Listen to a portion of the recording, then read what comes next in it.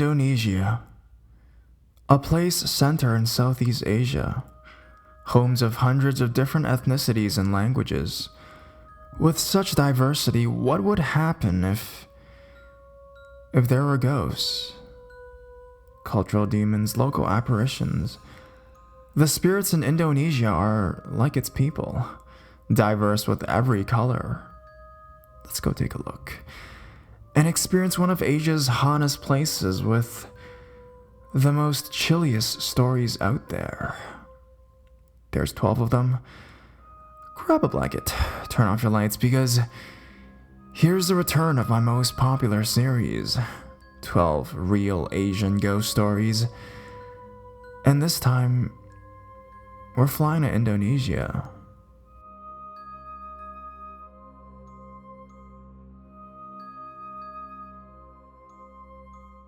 Orang Banyan. Hey guys, have you ever heard of the Bunyans? Okay, here goes. A story my late grandfather had told me before when I was a kid. In the early 1970s, my grandfather, he worked in a large plantation in the island of Sumatra in Indonesia. The plantation was situated south of Lake Toba, and it was in hilly terrain. All the executive's houses were constructed in a straight line on top of a low hill. His house was the second one in the row.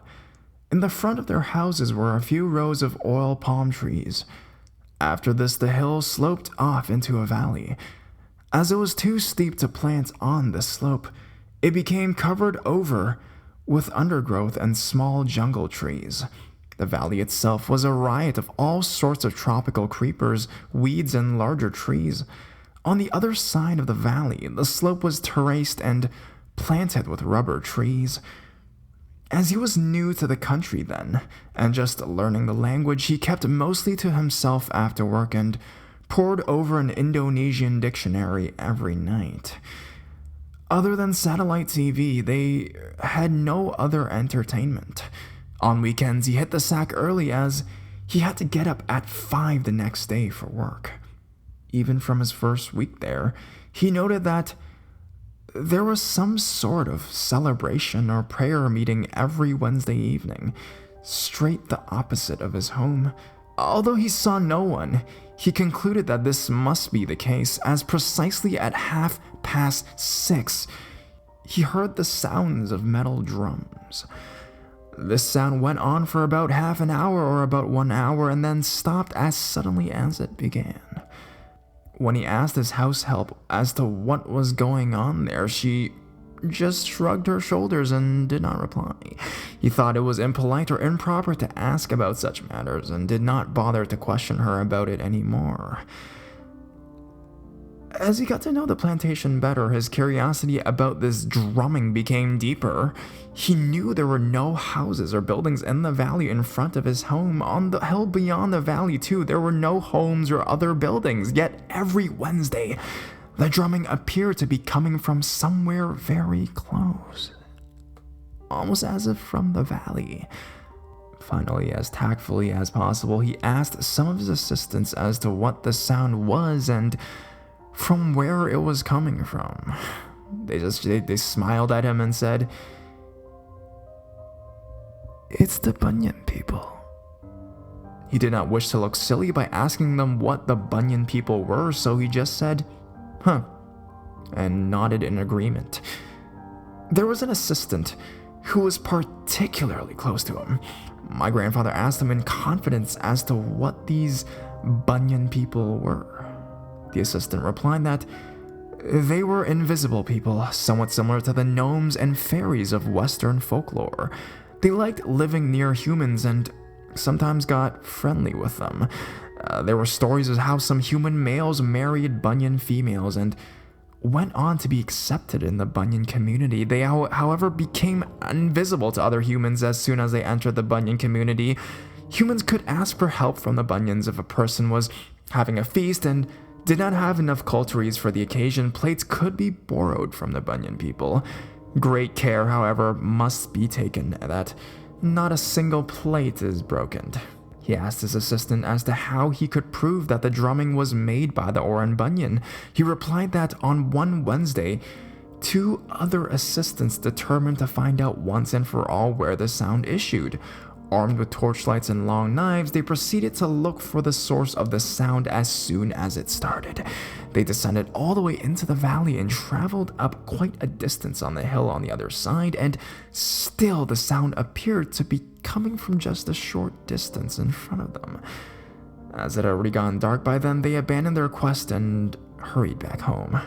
We can find out more about Orang Bunyan and read some more of these folk tales. I'm convinced that they do exist, as I've heard their stories everywhere, and how my late grandfather told me the story of his.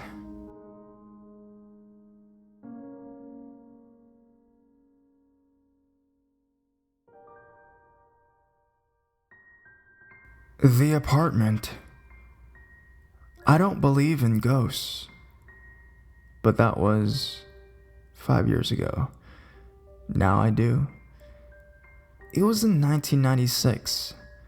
I was stationed in JAKARTA, Indonesia for 2 years. I loved the place. The rich cultures and the people. Being young and independent drove me to venture on my own. I had a well-paid job, my own personal driver, a maid, and a beautiful apartment complete with a swimming pool. What more can a person ask for? But that was about to change. After 2 months of living in the apartment, I had a personal visit from the previous owner of the apartment. It came and stayed in my room. At first, I tried not to jump into conclusions that I was faced with a ghost. I was in denial. The so-called spirit would disturb and shake my bed when I was sound asleep. And for the first time in my entire life, I felt a presence that was so strong and eerie. You have to really be there to experience it yourself. I have never been so scared in my life before. At that very moment, I just wanted to head straight back home to Singapore. That was not all. The haunting continued. I found my maid trembling and pale after work the next day. She was so shaken up that she begged me to let her go. She told me that she was slapped while she was cleaning my room and that the door was shut behind her, and as if refusing for her to come out of it. And then she heard a woman's laughter. My maid did not come back after that incident. I was on my own. That was not the end of the story. When I'm watching TV in the living room, I can hear laughter and voices along the corridor where my room was. Sometimes when I'm praying, I can even feel that someone was watching me, and suddenly the room would become cold. It's not the air conditioning, mind you. The air conditioning is in my room and not even switched on. Weeks passed. It kept disturbing me. I could not even concentrate in my work. It would slam the door, flush the toilet, and even had the guts to frighten my friends away. I've never felt so lonely in my entire life. I called my mom and she suggested that I prayed more. I did. It did not seem to work. I was angry and scared at the same time. The spirit was indeed controlling my life. I was determined to stay in the country and in the apartment. So I visited a Taoist priest to move the spirit away to somewhere else. He came and said prayers around the apartment. As he did that, he stopped and stood at the entrance of my room. He said, "It's here. Most of the time. Not one of them, but 2. I was shocked. "To what?" I asked. "To Pontiacs, and they didn't want to go. 2 demons. It's their home," he replied. "I don't think it's a good idea living with them. Would you?" That was the last straw. I was not going to give up that easily. They would just have to find a new place to live at. Which indeed they did, of course, with the help of the priest. Ever since then, the haunting stopped. I was glad it was over. I went to see the management of the apartment, and he told me that the apartment was built upon an old village cemetery. And a tenant who was back from his business trip who had wanted to change to another unit. He told him that he felt uneasy in his apartment. I was pretty sure it was the Pontiac demons who had caused that guy to shift his units. What do you think? Hotel Playful Spirits. My father is a businessman, so he often has to work overseas for his meetings. On one unforgettable trip to Indonesia, my father was soundly sleeping in this hotel after a busy day at work. It was about 4 a.m. in the morning. My dad felt someone tugging at his blanket. It was pulling the blanket away from him. As my dad was still half asleep, he didn't think that much, so he just casually pulled the blanket back up. But this time the person kept pulling the blanket, trying to get attention from him. At last, my dad lost his temper and sat up. He saw a shadow running into the toilet. He got up and followed it. When he went into the toilet, the lights had already been on, but there was nothing there. My dad told us that the toilet seemed hot in the side, like as if someone had just taken a hot bath. Feeling a little scared, he went out to his room and over to his friend's room. The next morning, while they were checking out, my dad casually told the whole story to a security guard, and the security guard told him that many, many years ago, someone had committed suicide in that same room. A chill ran down my dad's spine as he told us this story.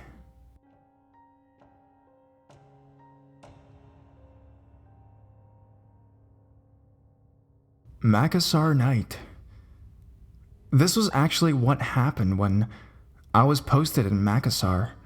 Being a Singaporean, I was allocated to live alone in a 3-story building.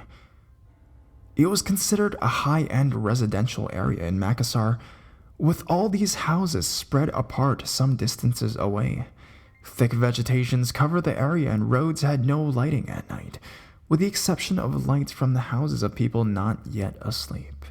Apart from the house, there was also a car allocated to me without a driver, which I could drive myself around as I'm quite familiar with the roads there. One night, I had a dinner appointment with my Indonesian counterpart that lasted till 2 a.m. the next day. I was fine as I was driving home on a journey that took about 30 minutes from the hotel restaurant. When I reached the estate, it was total darkness, with the only illumination coming from my car headlights. The situation made me feel uncomfortable, and the temperature also seemed to be different from the other nights. It was 3 a.m. when I reached home, and I went up to the second floor where my bedroom was, with the bathroom next to my room. As I was inside the bathroom and about to take my shower, I heard a lady crying in the attic nearby from an open window. The lights in the bathroom began to flicker, and then the lights went off. I didn't really bother as my body and face was covered in soap, and I just continued with my shower. As I was about to leave the bathroom and head up to my bedroom next door, the light came back on again. After dressing up, I went downstairs to make a cup of coffee in the kitchen before resting on the sofa in front of a TV with an Indonesian program showing. Then I started to smell a strong stench. A stench that smelled like dead animal in the house, causing me to almost vomit out what I had eaten earlier. I was also not even able to get up from the sofa to move away or to open the door to run away. Suddenly, I saw a lady in a white long dress with long hair drifting slowly down the staircase from the second floor where my bedroom and bathroom was. She came in front of me where I was sitting, and the TV started to receive distortions that caused the screen to go blank. By now, I could see that her hair was dirty with grass, twigs, and mud, her face rotten with maggots and eyeless. I could not see her hands, and her dress stained with mud and blood. But then slowly moved into the kitchen, and I quickly got up from the sofa, before running back into my room and locking myself inside as I did my prayers. As I was praying, I unknowingly fell asleep and was only awakened by my local Indonesian colleague knocking on my door and the continuous calling of my cell phone. They were extremely worried and thought that something might have happened to me. They were relieved when they saw me in good shape. I did not tell them anything that happened that day regarding the incident the previous night, but I started to get worried when it was time to go back home after work. I tended to book into a hotel, but had not enough money to pay the hotel bill. Thus, I had no other alternative but to take the courage up to drive straight home after work. I did not dare to keep late night appointments and activity, hence, all the appointments and activities were to be scheduled in the daytime instead. I was there for about a year and nothing happened after that.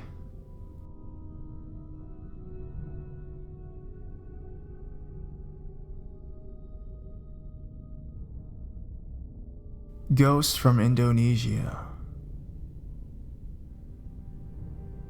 My family had just returned from Indonesia a week ago, and as Muslims, we have a few prayers before entering our house. However, on the day of our arrival to our house, we forgot, and it was dawn at the time. As we were very tired, we went to bed early. I dreamt that my sister was being disturbed by a spirit. I woke up sweating. Suddenly, I heard my sister crying. I rushed to her room and saw a figure sitting next to her bed. She ran to me and we both went to our parents' room. When my parents came back to look into the room, the figure was not there, but the temperature of the room was cold. Then, we heard laughter. We could only pray. So this is a reminder, say your prayers before entering your house because you never know whether there is something following you. I suspect that the ghost must have followed us from Indonesia because we went to a ghost house.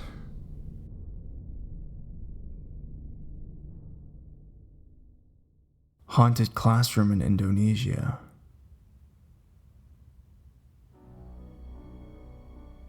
This is my first story ever published here. My name is Rio and I'm from Indonesia and I'm 20 years old. I've experienced a lot of paranormal things since my early childhood.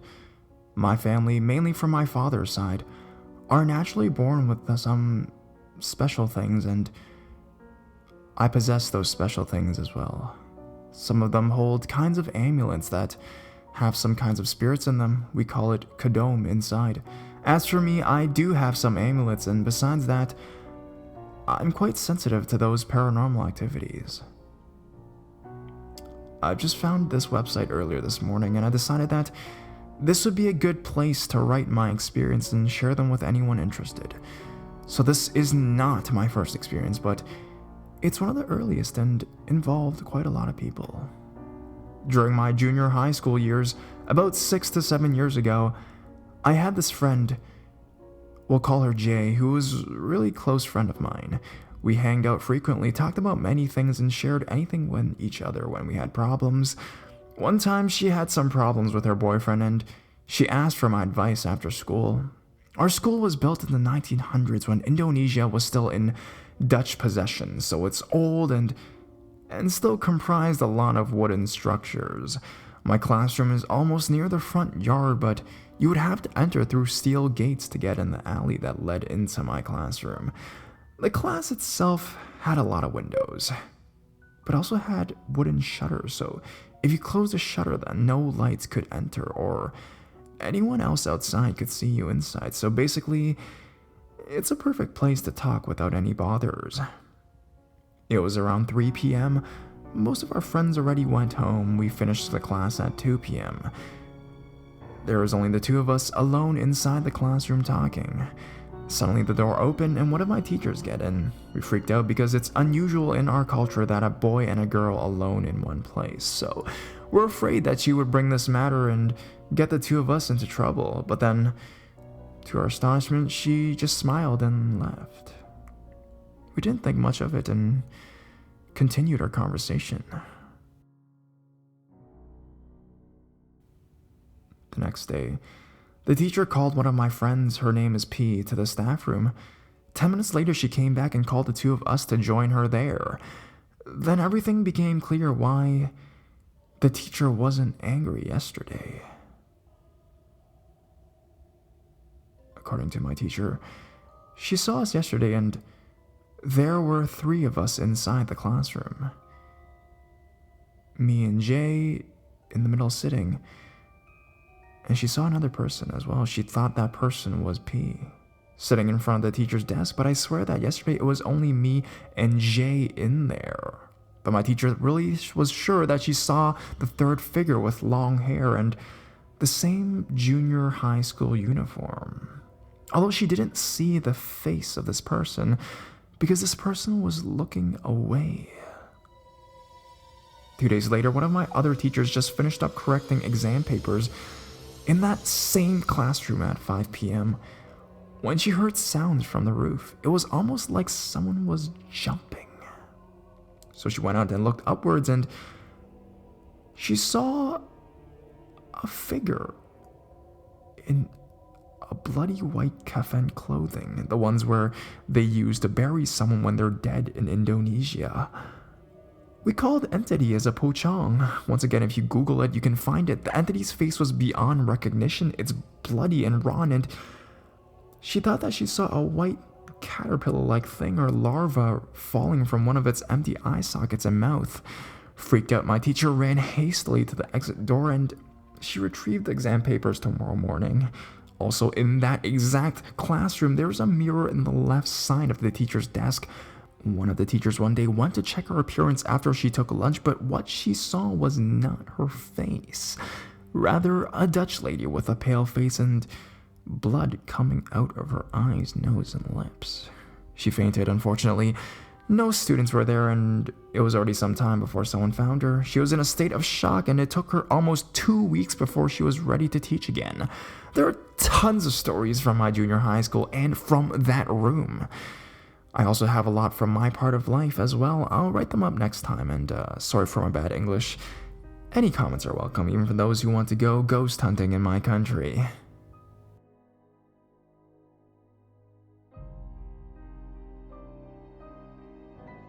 Followed by Unseen.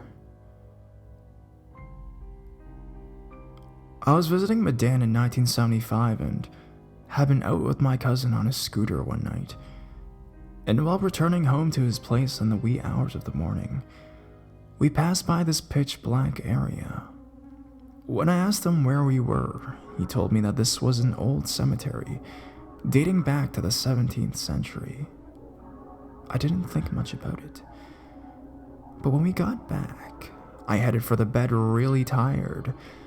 While I was sleeping, I felt something choking me and found myself trying to break free and breathe, but I couldn't. Suddenly, I shouted, "Allah!" And then I let go. My uncle, who was just next door, heard my yell and got up, but I said nothing and went to the bathroom and did my prayers, after which I slept like a log. It's important to cleanse oneself after returning home from anywhere, as you never know the dangers that lurk behind you. Batam is haunted. This happened to me when I was on a trip to Batam with my family in the year of 1994. As we were only staying for one night, all of us checked into the same room. Thank goodness the hotel room was comfy. It was even considered grand compared to what we saw at the immigration. Everything went smoothly during the day.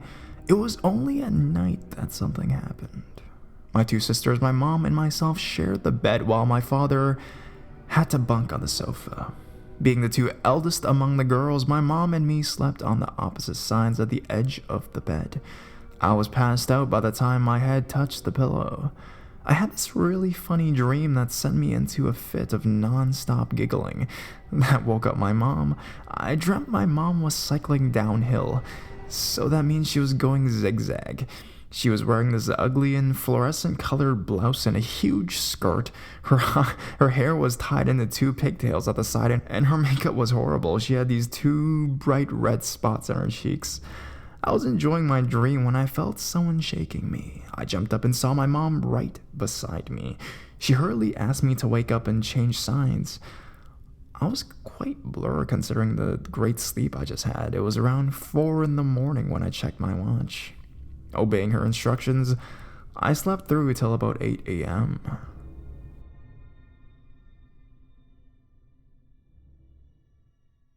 It was only after everyone had woken up that my mom told me what was wrong. She explained that she heard my non-stop giggling and thought that I was talking to my sister, so she made nothing out of it.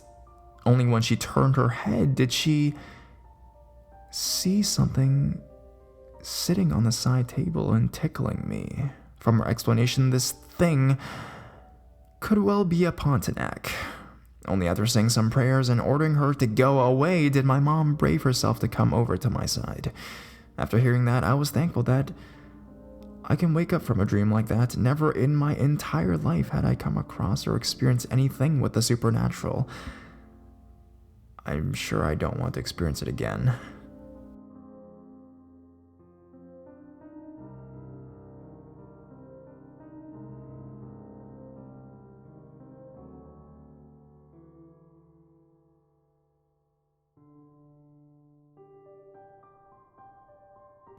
Jakarta, hairy ghost. This story happens in Indonesia. As most people have heard, Jakarta in Indonesia has numerous places that are haunted, and there are also quite a diversity in the type of ghost. For example, there's the Pontiac, Tuyul, Pocong, etc. This time, I'm about to tell a story of yet another type of ghost, called a hairy ghost. It was around 2 in the morning. As usual, I was still awake because of my bad habits. I was sitting in front of the computer, typing away just like that. I do it every single night. I was looking out the window of my balcony as I was thinking, what else should I write for this economics report? When all of a sudden I heard a clanking sound. It seemed like something had toppled over outside my balcony. It was rather windy that night, so I moved on.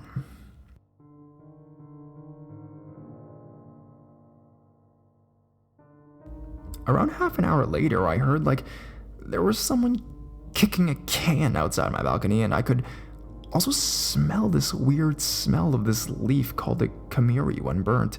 So I decided to investigate. I creep up to the entrance of my balcony gently. I can feel a slight tingly feeling in my stomach, just like when I get nervous. I slowly opened the door, pushing it a little by little. I could only see the darkness of the night filling in the shade of my balcony. I tiptoed onto the balcony floor and saw a can of paint on the side of the balcony.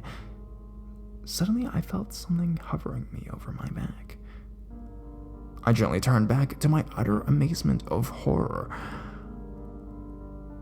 I saw a huge creature. It was about 2 meters tall. It was very big. It was pure black. I couldn't see his face as it was covered by its own hair. I just froze there about 10 seconds. I was glaring at this creature. I was shivering in fear and went straight to the door of the balcony that leads to my room. As I ran, I turned back, but the creature had vanished from the balcony. I just ran back into my room, then turned on all the lights, then creeped inside my blanket, and I shut my eyes as hard as I could, fearing I might see that dreadful creature again. Until now, I've never seen that creature again, but once in a while, I can smell its scent. I mean, as long as it doesn't bother me, I guess it would be fine.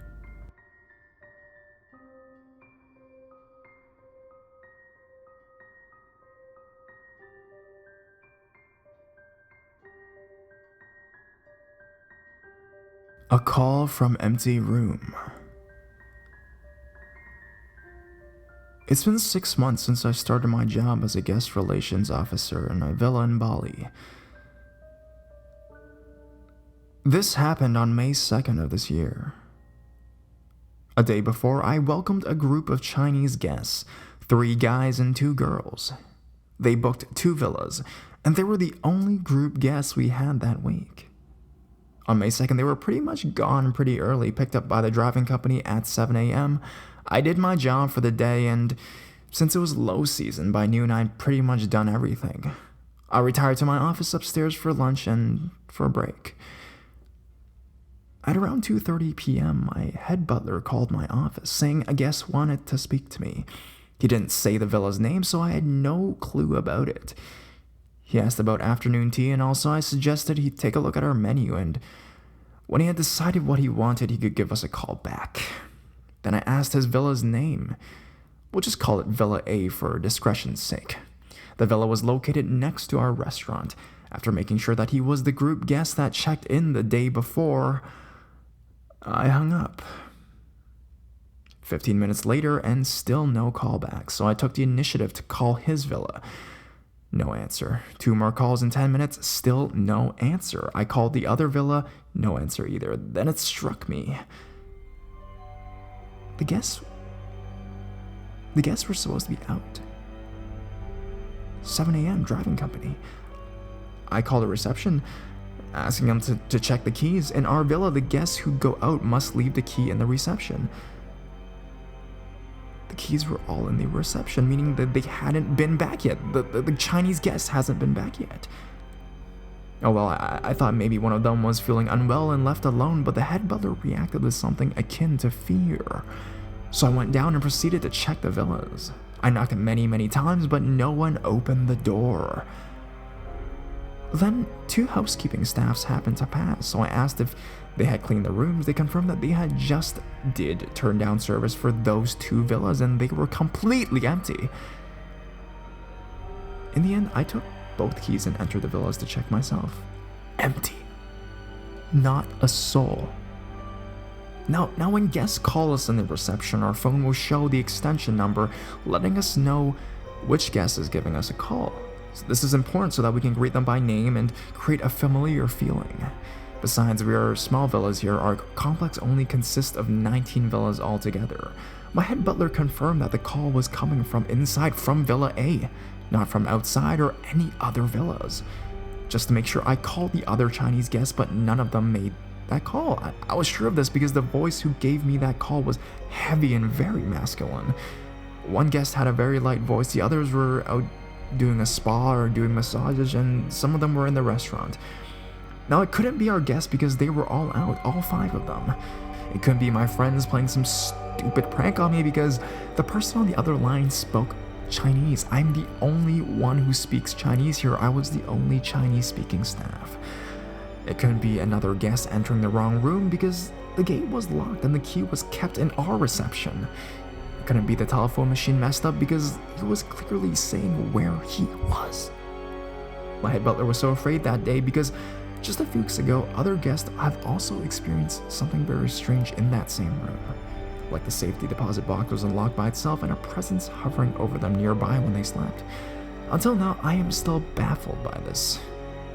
Who the hell gave me a call from that empty room?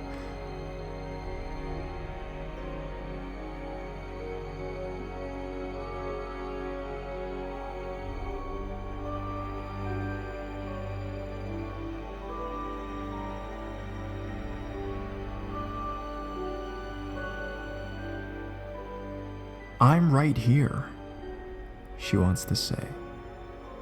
I recently moved to Jakarta and started working as an account executive in an advertising agency. Last 2 weeks we had an urgent and emergency video project, which forced me and 3 of our creative staff to work overtime every day without rest. We went to the office at 9 a.m. every day and didn't leave until around 11 p.m. Last Thursday, as usual, we were staying late working on the almost finished project. There were about 4 of us working together, although my job was just to watch them work, really. Me and 2 junior designers were sitting in a parallel line, while another guy who's a senior was sitting behind us in a separate desk. Facing this guy is the kitchen. Now, we have all heard stories about the ghost girl who lives in our office's kitchen, and she would sometimes make noises at night or move things around, generally frightening whoever was unlucky enough to work overtime, I guess. My team were all newcomers who had just started working for a few months, so none of us had any chance to be introduced to this invisible coworker. Everybody started leaving at 7 p.m., and by 9 p.m., we were the only team left. Because it was late, we turned off most of the lights, including the kitchen light. We were chatting away while working, joking, and laughing. Well, suddenly we heard a soft screech. It sounded like a woman's choked screaming, and it came from the direction of the kitchen. The four of us instantly looked at each other, asking, what the hell did we just hear, and unconsciously sat closer together. Even the senior left his desk and sat with us, discontinuing his work. Nothing happened for a while, and we resumed our light mood again, even joking about the kitchen ghost. Suddenly, one of the iMacs turned on by itself and started playing Sugar from Maroon 5 on YouTube.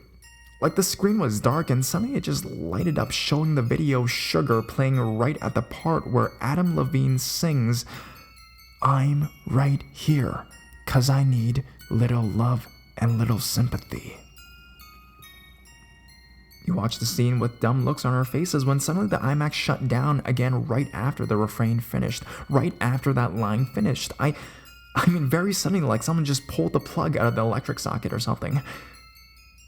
Nothing more happened, but we still decided to call it a night and leave as quickly as we can. But not before my friend yelled, "Thanks for the song," in a jesting way.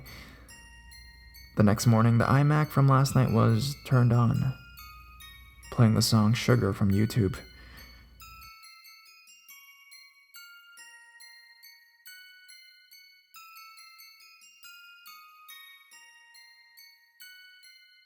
Grandma's house. I'm currently living in Malaysia, but I was born and raised in Jakarta, Indonesia. On August 2007, my family went back to our home in Jakarta for the summer holidays. And then suddenly my mom got a news that my grandmother was sick. She's diabetic. My grandparents' house is in Medan, Indonesia. My aunt and uncle took turns to take care of my grandma. So my mom told me to go to Medan to take care of her for a few days. I was like, okay, why not? I've completely forgotten that it was the Hungry Ghost Month. The Chinese believe that the 7th month of the year is when all the ghosts escape from hell for 1 month to go back to families. Now, during this particular month, the Chinese would prepare some paper clothes, hell money, paper cars or houses, fruits, roasted pigs, and much more for the dead. It's to keep them happy and comfortable in the afterlife, or else they'll be bothering you during the Hungry Ghost Month. The day before Mom sent me to the airport, she stopped by a temple to ask for a charm for me to keep me safe from any harms from ghosts. At first I was confused, so she explained that one of my aunts, who has a sixth sense, said my grandma's house has been pretty busy and crowded, especially after 6 p.m. when the sun set. My mom told me to keep the charm close to me. It's a paper with some Chinese scribbles. I'm a Christian, but well, I guess there's no harm in keeping safe. To make this short, I ended up at my grandma's house. My aunts and uncles were thrilled that I would be able to take turns to take care of my grandmother, so they left me there in my grandma's house by myself. It's a pretty old house and big, too. My grandma has a chicken farm on the back of her house and a big yard in the front. But seriously, it is rather creepy, and there was a well right in front of the bathroom, and the bathroom has a few brick holes where you can see the chicken farm on the back of the house. So in that old big house, it was only my grandparents and me.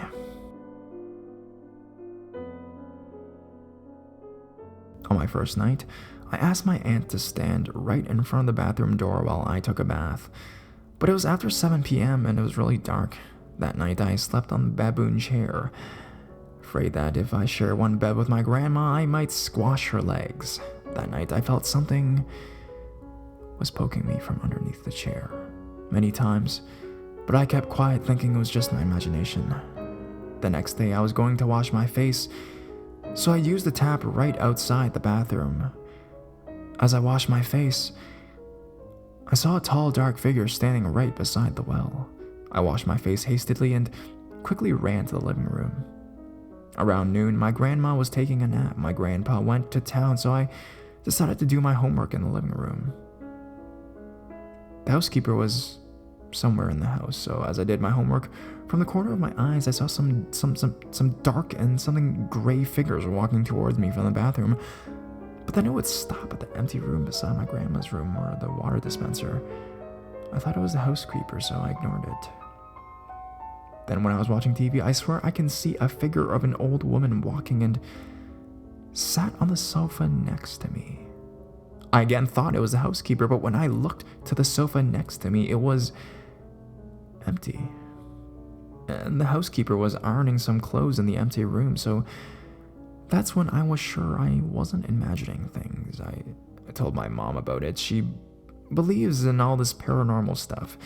She can feel and sometimes even see them. So then she asked my uncle to pick me up the next day. I was relieved, thinking, just one more night to bear. That night, I slept nicely, thinking it was over. But I was wrong. I was using a slow cooker to cook porridge for my grandmother, and I woke up around 3 a.m. to see if it was done. My grandma had a doctor appointment, and we were supposed to be ready by 5 a.m. because the doctor's house was far away. The kitchen is just right next to the bathroom, with a creepy well. From the kitchen's window, you can see the chicken farm. It was 3 a.m. The house was really dark. I used a spoon to stir the porridge. I can hear a few chickens clucking outside. Suddenly, I hear the voice of a girl singing. It came from the back door, just a few feet from where I was standing, feet glued on the ground. For a second there, my brain and my whole body froze. I didn't know what to do. I was really scared. I finally gathered up whatever courage I had left and made a run to my grandma's room. Stayed there until my grandpa woke up to make a cup of coffee at the kitchen. That afternoon, my uncle finally came to the rescue and took me to his house. I was so exhausted, and with my lack of sleep, I slept in his car and finally dozed off in my cousin's room till morning. That was one weird summer. I mean, I've never experienced anything like that before in my grandma's house. I visit my grandma's house once a year, and when I do, I stay where it is crowded, the living room. My grandpa would ask, "Why don't you stay for a night?" And I'd say, "Nah, maybe next time." Or not.